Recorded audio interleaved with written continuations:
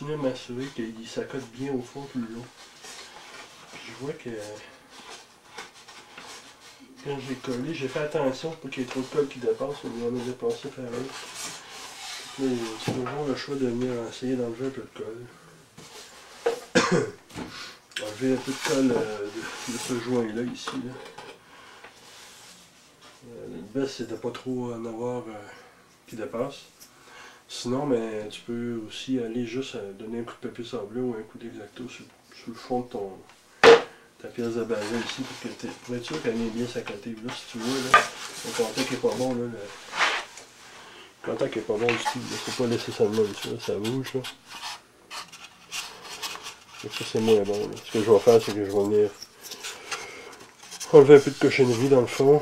Puis je vais surtout venir tailler le coin ici. Parce que si j'enlève le coin, là, c'est pas le principal, la surface de contact qui va faire que le joint va être solide. Là, c'est vraiment qu'il y en ait le plus possible de cette surface-là qui soit en contact. Puis là, c'est un joint balsa sur balsa, je vais favoriser le cyanoacrylate, là, celle qui est là, le médium. Pour moi, ça fait parfaitement... ça fait du sens de coller ça avec du cyanoacrylate, du CA. Comme je l'ai expliqué, c'est important que l'arrière du fuselage, là, en arrière de F6 qui est ici,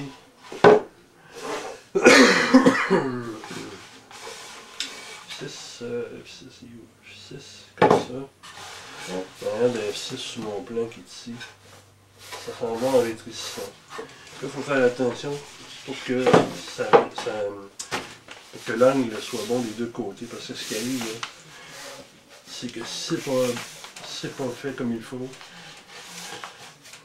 la ligne, le thrust line qu'ils appellent, ça c'est la ligne, c'est la ligne qu'on peut tracer, c'est l'axe de rotation du moteur, pas l'axe de rotation, oui c'est l'axe de rotation du moteur par rapport à une direction avant-arrière de l'avion. Elle est tracée sur le plan, on la voit ici. Là. Sur ce plan-là, elle est à 0 degré, donc elle est parfaitement alignée avec le vent. C'est une ligne de l'avant vers l'arrière. Ça passe exactement à travers le vilebrequin puis l'arbre, le shaft du moteur. Donc, pour s'assurer que le moteur est à 0%, une des choses à faire, c'est de s'assurer que le fuselage se rétrécit du bon angle des deux côtés. Donc c'est pour ça que je vais venir m'installer un jig là, ici, des pièces qui vont tenir mon fuselage parfaitement là où je le veux.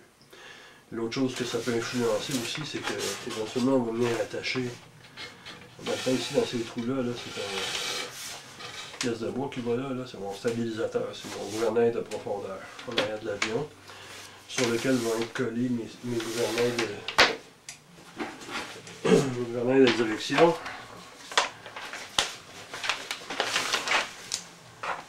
Ces pièces-là ici, en arrière de l'avion, là, ça. Ces deux pièces-là. Donc si mon fuselage n'est pas parfaitement la bonne forme, ça risque d'influencer, ça risque de venir jouer dans l'alignement de ces pièces-là. Je ne voudrais pas faire ça parce que je veux qu'il voit le droit. Donc ce que j'ai fait, je vous l'avais dit, là, ma pièce de balsa qui est ici dans le fond. Morceau triangulaire.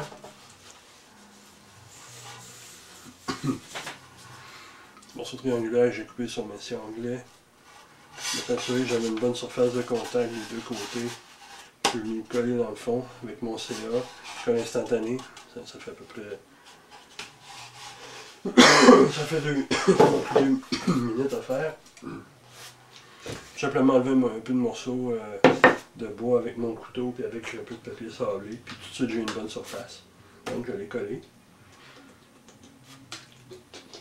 L'autre chose, c'est que là, la prochaine étape, c'est de coller mes deux morceaux de fuselage ensemble. Les deux côtés. Avec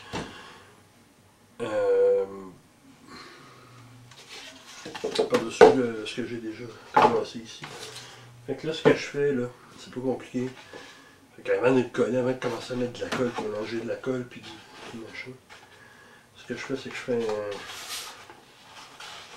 un petit test pour voir si tout bien se coller bien égal dedans. Dans le fond, une fois collé, ça va être comme ça, tu vois. Puis une fois que mes deux côtés vont le coller comme ça, je vais venir coller mon F1 en avant. Le F5, je pense que c'est plus tard. Le F5, c'est le morceau qui vient ici au milieu. Comme il n'est pas collé, comme il est juste comme pour faire la forme du fuselage, il n'est pas vraiment structurel. Je pense que c'est pour ça qu'ils ne l'ont pas fait coller dessus, comme le F2 ici en avant. Donc, on va commencer à mettre de la colle, là. Parce qu'une fois que la colle est dessus, là, la CA, ça polymérise, ça durcit très vite. Ça sèche pas ces colles-là en passant, c'est une réaction chimique et puis ça se transforme carrément en polymère. C'est comme l'époxy en deux parties. La résine, le catalyseur qui font une réaction chimique qui durcissent. Donc une fois que ces colles-là sont mélangées, là, ou qui sont sortis de leur peau, c'est trop tard pour commencer à venir sabler un peu puis essayer de faire fitter les morceaux. Fait que là, ce que je fais, c'est que je viens m'assurer qu'à l'intérieur, ici, tout vient parfaitement s'emboîter. Là, je monte ici, ça vaut le coup. Je sais pas si on le voit, ouais. Le morceau ici, là, il s'en vient s'imbriquer. On voit qu'il y a comme une encoche ici, là, dans mon morceau. Ce morceau-là vient s'accoter dedans. Comme ça. On voit là, ça vient parfaitement s'emboîter. Ça, c'est important. Donc, ça va être bien là. Puis en haut ici, même chose. En bas, excuse. Vers l'arrière de l'avion, même chose. Tu vois là, la pièce, elle vient parfaitement s'accoter. Puis quand je vais venir la coller, je vais m'assurer que je respecte. Que les deux sont parfaitement horizontales. Si tu te rappelles, tantôt quand je t'ai parlé du F4, je t'ai dit cette pièce-là, moi je l'ai collée à l'époxy, vu que c'est plywood sur plywood. Et puis ça, c'est le morceau qui tient l'aile sur l'avion. Alors ce que je veux, je vais avoir un maximum de solidité. Fait que je mets de l'époxy d'un côté, puis de l'autre côté, ben, comme je t'ai montré il y a quelques minutes, c'est doublé avec un morceau de balsa triangulaire. Fait que là, la combinaison de ces deux choses-là va faire que ce morceau-là bougera plus après. Donc tu as vu que j'ai sorti mon pad, ça fait un petit côté mat. La beauté de cette patente-là, c'est que c'est ça self-healing, ça se guérit un peu tout seul comme nous autres. Là. Quand on se coupe la peau, ça se referme. Même affaire avec ça. Tu passes là-dessus, ça fait une marque. Au bout d'un certain temps, là, ça se referme, ça redevient parfaitement lisse. Déjà, tu vois, je sens à peu près plus. Je me sers de ça pour pas découper par-dessus directement au plan, pour pas couper, parce que là, ces plans-là, ça coûte 25$ pour 2 feuilles là, à faire photocopier. Fait que tu t'arranges quand même pour les économiser un peu. Donc tu vas voir, c'est pas compliqué, j'ai des bouts des retailles de balsa quand j'ai coupé mes morceaux. Fait que ce que je fais, c'est que je me coupe un morceau, une retaille, plus ou moins pointu. Et puis c'est là-dedans que je vais venir mélanger mon époxy. Tu peux prendre ce que tu veux pour le faire, je vais juste te montrer ce que je prends. Il y en a qui prennent un bout de broche, il y en a qui prennent un bout de tube de brasse, il y en a qui regardent comme tu veux broder. Un bout de scrap. Ça coûte rien. C'est là, ça traîne dans mon plus de scrap.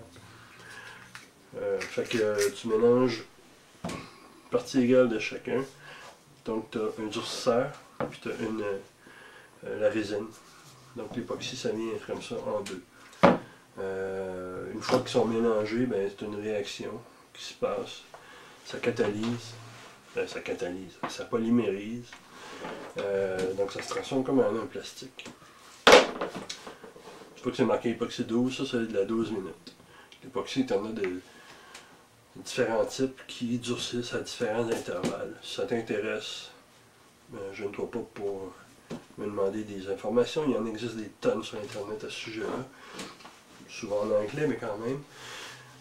Mais bref, la réaction chimique se produit plus ou moins, bon, prend 24 heures à se compléter, mais en 12 minutes, ça passe d'un état qui est malléable à un état plus solide. Donc, à partir du moment où je vais mélanger ça, je vais avoir 12 minutes pour l'appliquer, pour tenir mes morceaux ensemble, puis m'installer avec une petite serre. M'assurer que ça ne bouge pas, on va voir si ça va servir. Ça devrait, parce qu'il y a deux bonnes places ici que je peux m'installer. Une en haut, puis une en bas. J'espère que ça rentre. Ouais. Donc une fois que je vais avoir mis mon époxy là-dessus, de 1, que je vais avoir mis mon CA là-dessus, le colle instantané. Le nom le dit, c'est instantané, c'est pas pour rien, c'est que tu mets ta goutte, tu mets tes morceaux ensemble, puis c'est collé. Ok? C'est pas parfaitement. La réaction n'est pas parfaitement complétée, mais regarde, c'est très rapide.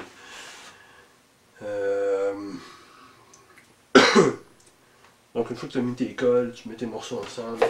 Après ça, je vais venir mettre mes serres, tout tenir ça ensemble pour jusqu'à demain. Pas pressé, là, on fait pas une course.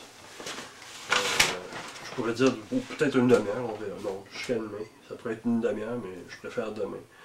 Pour que mes jouets finissent de se placer comme il faut. Tu remarqueras, je vais mélanger celle-là en premier, 12 minutes. 12 minutes, c'est moins rapide que instantané, on s'entend. Donc je vais mélanger mes deux parties. Je vais venir mettre ma colle. Une fois que ma colle va être mélangée et mise là-dessus, je vais venir prendre ça, je vais venir placer ma colle dans les lignes que j'ai tracées. Après ça, je vais venir placer mon morceau. Je vais l'aligner comme il faut. Je vais surtout l'aligner sur mon plan comme ça. Je vais mettre mes clampes, mes serres. Puis, je vais laisser ça dormir jusqu'à demain.